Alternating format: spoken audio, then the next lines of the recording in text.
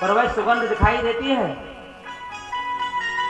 दूध में घी होता है पर वह घी दिखाई देता है। जब उस दूध को जमाया जाए, फिर उसे मथा जाए,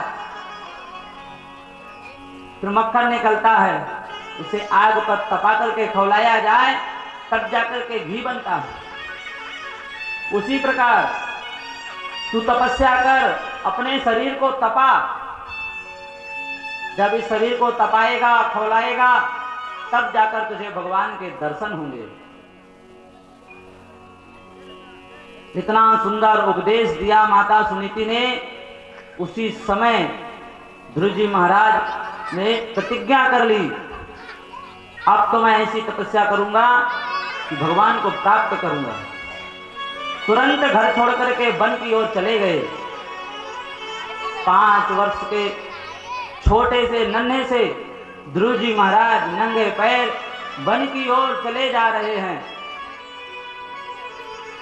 जंगल पर पहुंच गए। अब विचार करने लगे कि मैया से मैंने पूछा सब कुछ, पर करना क्या है ये नहीं पूछा, तपस्या कैसे करनी है। ऐसा विचार किया कि उसी समय नारद जी वहां पर पहुंच गए। बिनु हरि कृपा मिलहि नहीं संता, गुरु भवनिधि तरह न कोई।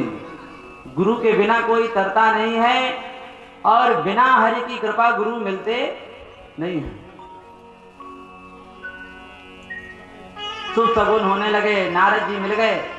अब नारद जी ने सोचा, छोटा सा बालक है 5 वर्ष का, घर छोड़ करके आ गया है, अब मैं देखूं तो इसका वैराग्य किस स्तर का है। भाई वैराग्य तो सबको चढ़ता है महाराज।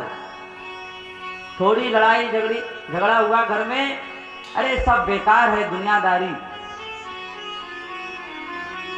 घर पर हुई खटपट, चल बाबा के मठ पर। तुरंत घर छोड़ करके निकल पड़े। आधे रास्ते पर पहुंचे, अरे मेरा नाती तो मेरे बिना खाना नहीं खाता।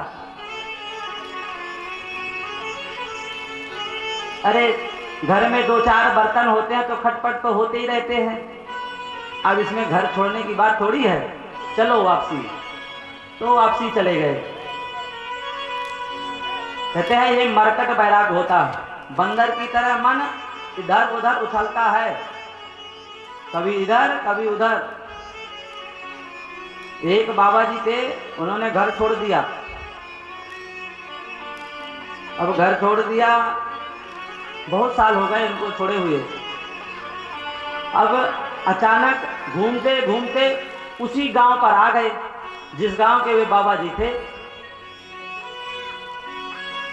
अब उनके साथ में जो उनके और मित्रगण थे, उनसे कहने लगे, देखो मित्र, ये मेरा घर है, वो मेरा नाती है।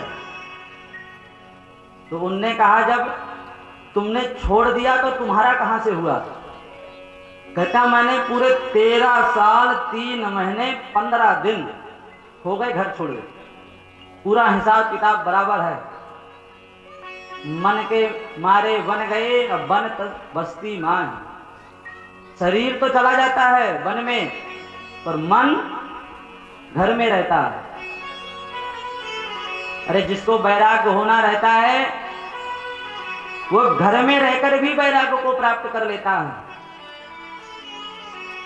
जरूरी नहीं कि वन में जाकर ही वैराग्य माना जाता है। नारद जी ने विचार किया कि इसका वैराग्य देखूं किस स्तर का है।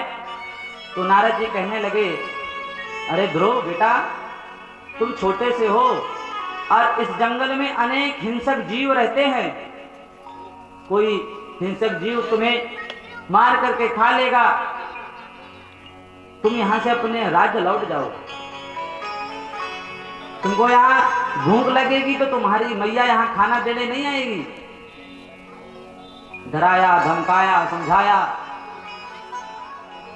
कहने लगे, नारद जी, तू राज्य की लालसा से आया है ना, चल मैं तेरे पिताजी से बात करके तुझे राज्य दिलवाता हूं।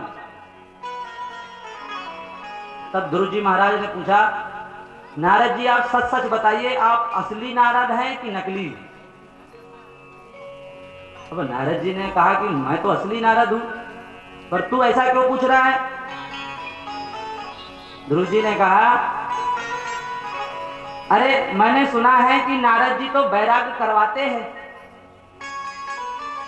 और भगवान से ही मिलवाते हैं, पर आप तो मुझे भगवान से दूर करने में लगे हुए हो, राज्य दिलवा रहे हो। नारद जी मैं समझ गया भगवान की महिमा क्या है। बोले कैसे? बोले मैं अभी घर छोड़कर के वन में आया हूं, भगवान की तपस्या मैंने की नहीं और अभी मुझे आप राज दिलवाने की बात करने लगे। तो मैंने भगवान की तपस्या का मन में विचार किया और मुझे राज मिल जाने लगा। तो सोचो जब मैं भगवान की तपस्या कर लूंगा और भगवान मुझे मिल जाएंगे तब क्या होगा। नारद जी समझ गए उच्च स्तर का वैराग्य है। कान में द्वादश